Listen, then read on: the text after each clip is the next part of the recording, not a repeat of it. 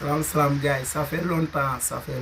xam nga ñëw ñi ci plateau bi ça fait longtemps ñëw ñi ci site YouTube bi bon mais di nuyu ñëpp di ziar ñëpp bon di ñëw ci équipe bi nga xam ne moom mooy équipe bu Real Madrid sans incontester le Real Madrid est le meilleur club de l'histoire du football parce que tey jii nii li tax mu ne Real est le meilleur club de l'histoire du football dans cette compétition là ngeen xool bu baax a baax équipe yi nga xam ni ñoom ñu ngi woon jouer ci compétition bi ngeen xool Real ni mu démarrer compétition mais en octobre man personnellement ce que je sais dans le football boo ma nee na Real day jël Ligue des Champions bi je vous dirais non mais peut-être mun naa la ni Real day dem ba quart de finale peut-être mais tey jii nii Real li mu def c'est extraordinaire parce que tey jii nii Real est en phase de reconstruction Real est en phase de transition imaginez nga nekk benn club nekk ci phase de transition mais nga jël Ligue des Champions. Non, Real, c'est le meilleur club de l'histoire. Mais c'est bon, parce que les clubs ils ont protégé juridiquement par les États. Et vous m'avez protégé juridiquement parce que Paris, je pense que 31 millions d'euros, mais si vous mettez 30 et quelques Mbappé, vous avez effectif aussi Manchester City, Chelsea. L'équipe qui financé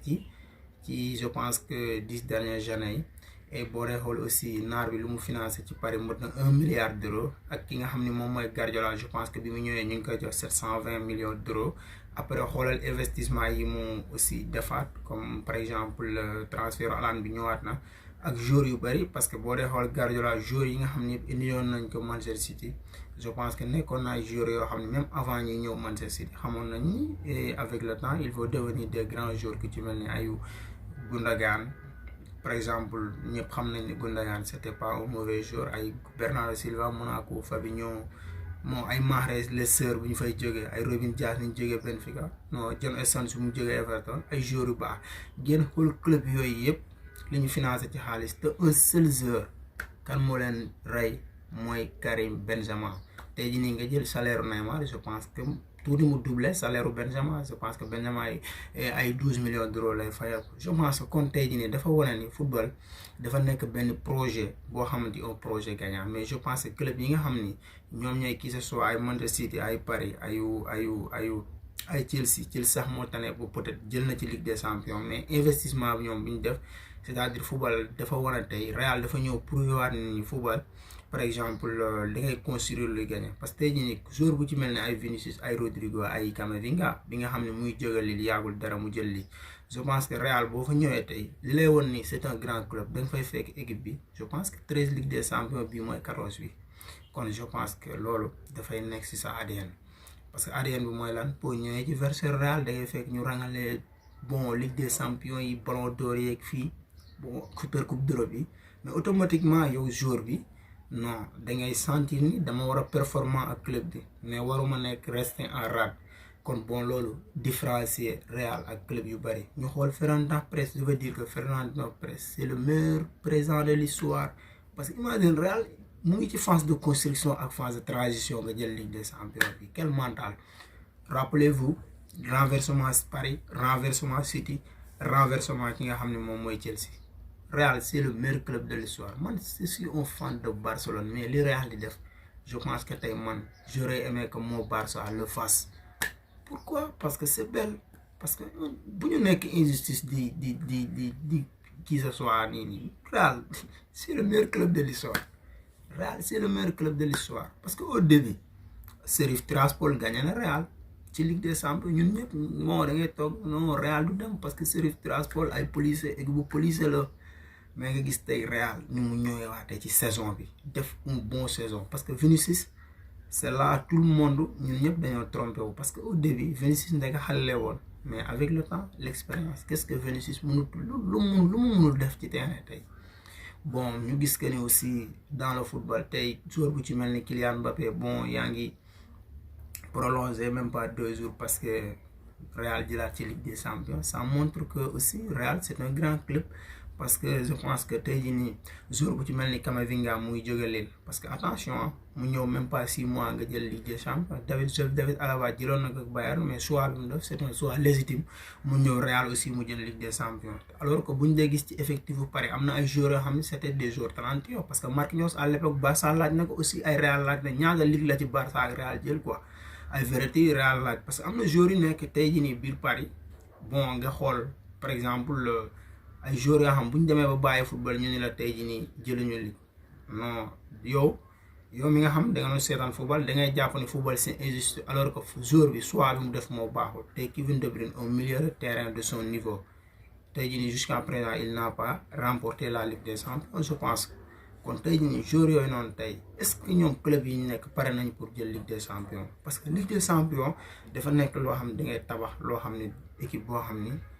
et dafay mun a jël te aussi club yi nga xam ne mosoon nañ jël ligue ay 7 ay 8 kon ADN boobu dafay nekk ci ñoom kon je pense que tey Liverpool tey jii nii moo Real bu ñuy daje ci finale bi Liverpool remporté 6 Real remporté je pense que c'est la logique de cette compétition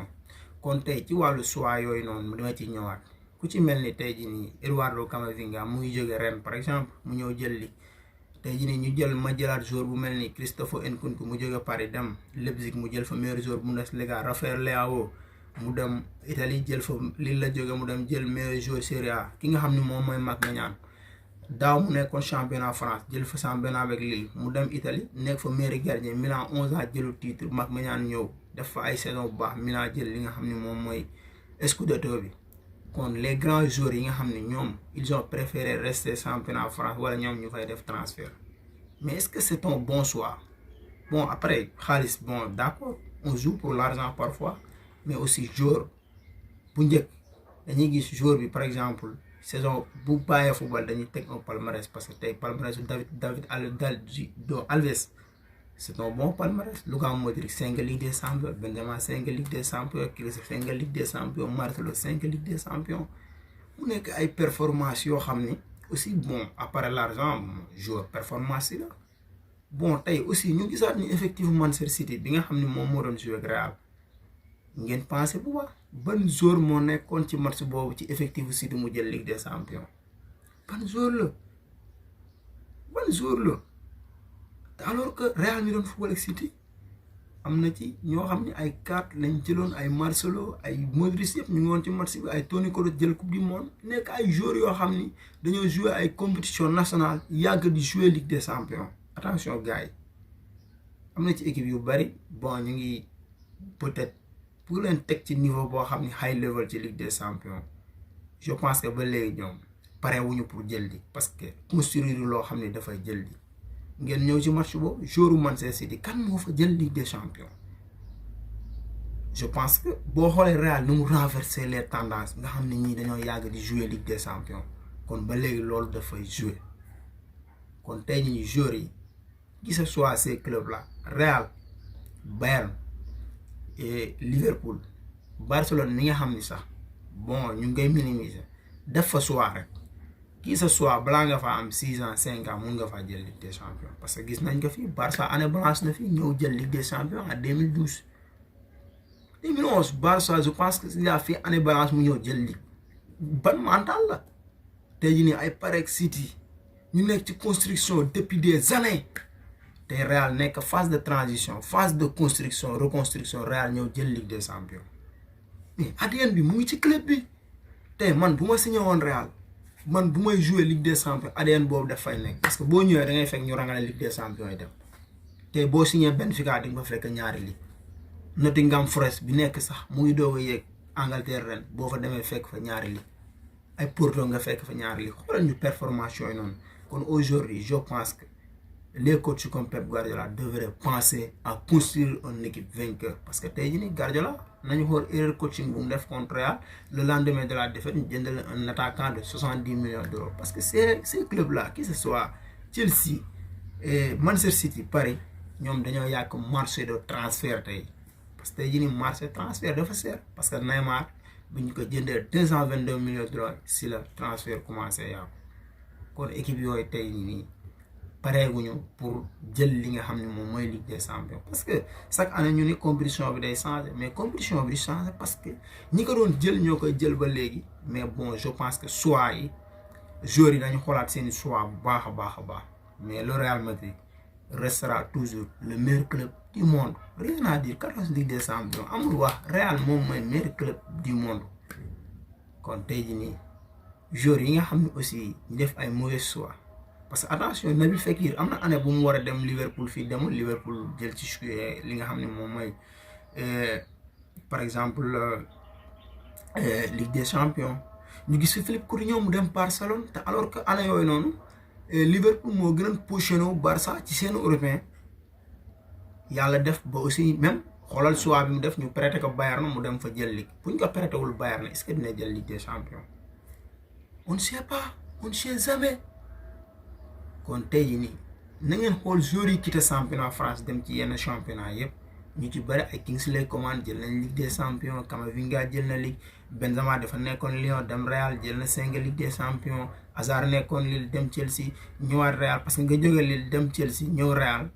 choix yu baax la ba léegi boo dee xool ci marge de progression bi dafay yéeg nga ñëw jël Ligue ay Raphaël Varane fi ñu déclassé jël nañ Ligue Modric nekkoon Tottenham jël Real jël Ligue kon je pense que certains joueurs ñu ngi jouer pour argent mais bon d'autres joueurs jouent pour leur palmarès loolu problème bi mais club yi nga xam ni ñoom dañ leen protéger juridiquement un seul joueur moo leen battre ñoom ñëpp ku éliminer Chelsea Benzema ku éliminer City Benzema ku éliminer d'autres là Paris Benzema même boo dee xool salaire am avec un salaire minimal Benzema battre na leen ñoom ñëpp kon football attention sacré Mourinho Roma bi Mourinho n'a pas besoin de 700 millions d'euros 800 millions d'euros pour accéder des joueurs Mourinho ay homme la nit la soxla terrain pour jël 11 ans 24 ans Roma n'a pas remporté rien alors que Roma a remporté Mourinho jël Europa League ak Porto jëlaat Ligue 2003 2004 dem Inter jël di ko fa